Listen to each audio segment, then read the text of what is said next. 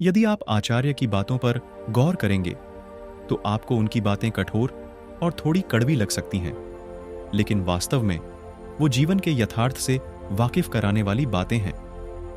आचार्य चाणक्य कुशाग्र बुद्धि के धनी थे। वे अर्थशास्त्र, राजनीति शास्त्र आदि के झांता थे। साथ ही उन्हें सामाजिक मामलों की भी गहरी समझ थी। आचार्य का जीवन बहुत कठिनाइयों में गुजरा, लेकिन उन्होंने अपने हर संघर्ष से प्रेरणा ली। जीवन भर आचार्य अपने अनुभवों के बल पर लोगों की मदद करते रहे और उन्हें सही राह पर चलने की प्रेरणा देते रहे। आचार्य ने अपने ग्रंथ चाणक्य नीति में ऐसी तमाम बातें लिखी हैं जो आज भी लोगों के भविष्य को बेहतर बनाने में मददगार हैं। यदि आचार्य की नीतियों को व्यक्ति ठीक से समझकर अपने जीवन में उतारने का प्रयास करें तो अपने जीवन को बहुत आसान बना सकते हैं। आइए जानते हैं आचार्य ने जीवन के सबसे बड़े सुख कौन से बताए हैं।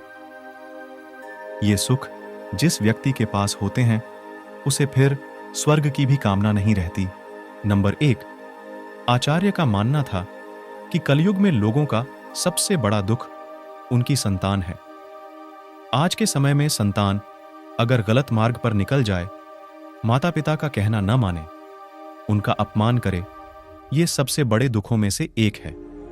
इसलिए यदि आपकी संतान आज्ञाकारी और संस्कारी है तो आपको स्वयं को भाग्यशाली मानना चाहिए और ईश्वर का धन्यवाद करना चाहिए।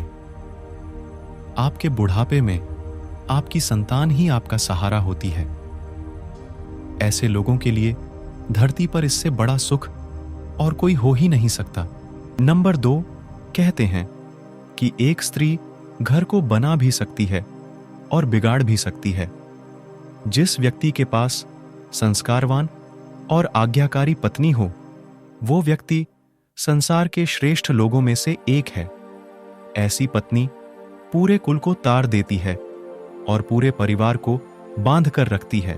पत्नी के अच्छे आचरण से पति का भी खूब मान बढ़ता है। ऐसी पत्नी अपने पति को किसी भी परिस्थिति में अकेला नहीं छोड़ती। ऐसे लोगों को हर पल प्रभु का शुक्रिया अदा करना चाहिए। नंबर 3, कहते हैं कि व्यक्ति को चाहे कितना कुछ मिल जाए, लेकिन अगर मन की शांति नहीं मिली तो वो परेशान ही रहता है। इसलिए जिनके पास मन की शांति होती है, वे लोग जीवन में हर परिस्थिति को सरलता से गुजार देते हैं और संतुष्ट रहते हैं। आत्मसंतुष्टि का गुण हर किसी को नहीं मिलता, इसलिए जिसके पास ये गुण है उसके लिए ये धरती किसी स्वर्ग से कम नहीं है।